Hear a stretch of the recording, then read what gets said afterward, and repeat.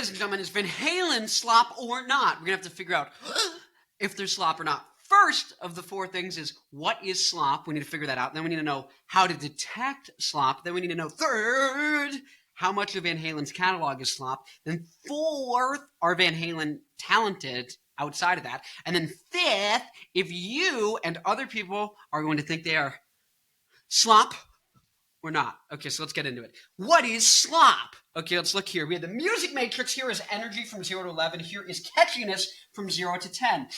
Energy levels, yada, yada, yada. No, but so this is the slop line. If something's less than a 7 catchy, it is slop. That is what slop is, right? And so if something's above a 7 catchy, it gets called either rock, pop, or it gets called slop. If you're not a fan of the genre, you call it slop if it's less than a 7 catchy. If you like the genre, you're going to be like, well, actually, it's punk.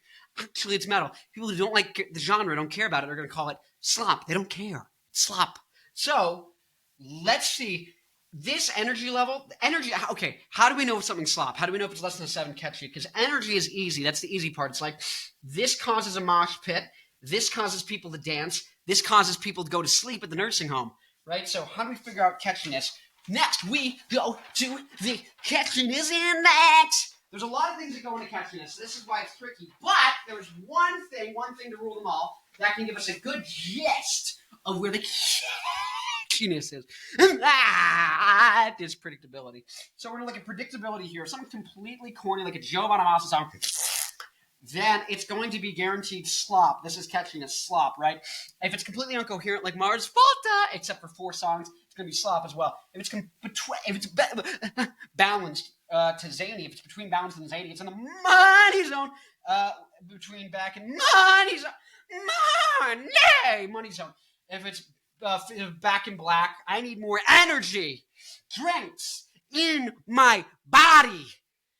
50-50, what am I even talking about? If it's back in black, if it's balanced to zany in the money zone, it has a chance of being still slop, right? It has a chance now of being something that's for fans of that band or fans of that genre, and then has a chance of being for everyone's just really good, it's a hit, and has a really small chance of being a smash hit, like Panama, Panama,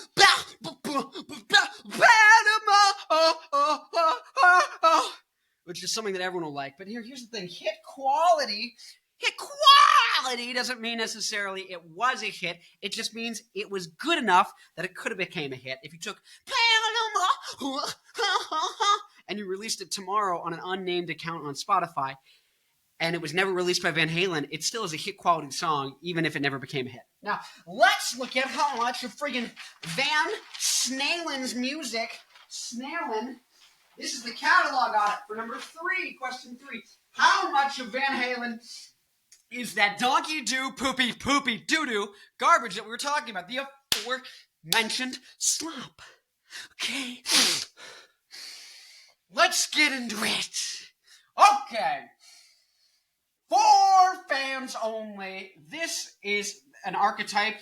This is about a ratio of quality and how much there is across the catalog. This is not good versus bad. That's one factor, okay? But this is how much of their catalog is good, how much is bad, right? So over here is a one-hit wonder. It's mostly slop you can't listen to. Maybe some stuff for fans, and they have like one hit, okay? Very little hits relative to everything else. This is hit or quit. Weezer, Queen, they have either great music that everyone's going to like or music that no one's going to like. It's awful. Only fans, if you're a fan of the genre, fan of the band, you're going to love it, but they pretty much have no hits and likewise no pure garbage, right? Classic catalog like the Beatles, Metallica, Daft Punk, Rage Against the Machine. This is where you've got a lot of hits that everyone's going to like, some stuff for fans, and pretty much no duds. This is a controversial one, yada yada, less than 50-50, mostly garbage, even though there's some hits and some stuff for fans. Bands like Limp Bizkit, David Bowie, though they're good, they have good songs. Are they overall good? They're less than 50-50, so that gets controversial. And then here's a 50-50 split. Think Led Zeppelin, think Nine Inch Nails. Maybe 3 albums of just everyone's going to love it. 3 albums of like just for fans and 3 albums of just pure garbage, right? I'm going to put Van Halen tentatively in the 50-50. There's a lot of great stuff for fans of the genre. And there's also probably a lot of stuff that I'm just like, even though I'm a high energy rock fan, I'm going to skip it because the quality, the catchiness is not there. So now that we know that, are they talented? And you might be surprised because it doesn't just mean can they play their instrument or can they write a song? It depends. So you're seeing right here, there are different people in the world but you. And some of them are named Kim Kardashian. Kim Kardashian just cares if she goes to Walmart and she sees the Metallica shirt and goes, oh, it's a cool clothing brand. That's brand. So how does Van Halen do on brand? Honestly, the idea of Van Halen as a word, kind of, yeah, and like within rock people, but like if you just had a Van Halen t-shirt, it doesn't look as cool as a Metallica or a Misfits t-shirt. So I'm giving them a yellow because they have a lot of things going for Van Halen as a band. But to normies who don't care, they're just like, are they going to say that's in the same category of, oh, that's cool, like Metallica or, like I said, no. Now, musicianship, this is like, do people hear this band and go, oh, I need to learn to play that instrument. That's so cool. I need to learn that. Yes, 1,000%. They get excellent, right? Songwriting, I would also probably give them a yellow, maybe a green. They're good at songwriting, but like not always and not for every song and every album. That's why they get a 50-50. But I'm going to give them the benefit of the doubt. I'm going to say if you care about songs, there's enough great songwriting there for you to like it. If you just cared about songwriting, if you just cared about virtuoso, musicianship, there's more than enough there. If you just cared about brand, if you just wanted t-shirts, probably not the best. So now, let's look overall, is Van Halen slop or not? This is where we're going to get to the big finale. The big finale. Make sure your t-shirts are all wet for the big finale. Now, most people don't think of that one song they like, and most people don't think of the entire catalog. They think of the 10 songs they remember that are good. And so what are my top 10 songs from Van Halen that I'm thinking about when I say are they slop or not, right? And you're probably not that far off. So Hot for Teacher, 9, 8, Jump, Panama, and I ain't talking about love, Jump, running with the devil, and you really got me though, I don't know what I'm doing, and then I'm the one that you love, down to your love. Ooh, Jamie's crying. And Top Jimmy, because I couldn't figure out what to put here because they don't have their 50-50 catalog. They don't have like all these hits that are like really high in catchiness. But I'm just thinking the top 10. If I did the top 10 for a lot of artists, right, you get like a high number for catchiness, right? Top 20, though, that's where you really separate artists who have banger catalogs, like deep bangers, right? Their bench of bangers, they get to 7. They just get to barely borderline on the slop line. After like 9 songs, they run out of certified hit quality songs. So that's where there might be some trepidation. But in general, I mean, these songs are so good. It's a 9. 9 average. 7.5 on energy. It's like, yeah. Some of these songs are at the metal level. Some of these songs are at the punk level. But it's right here. You look at the energy in general. When I think about Van Halen, you think little bit higher energy than punk, right? Like getting up there like because that original song is like here.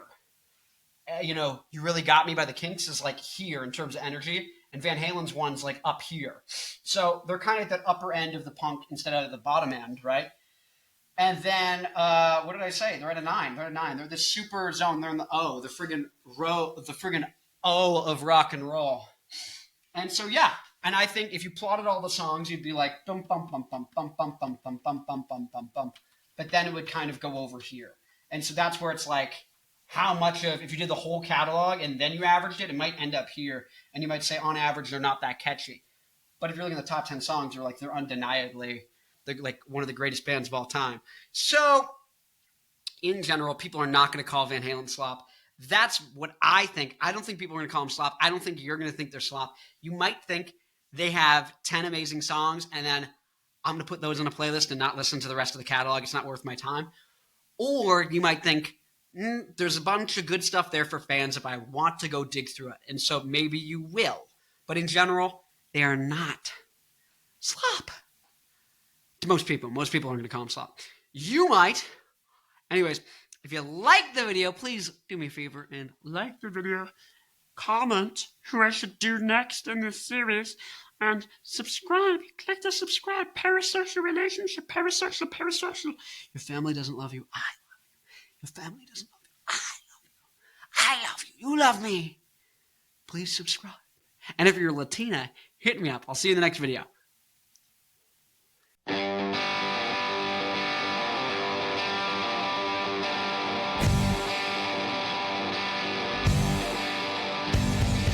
Let me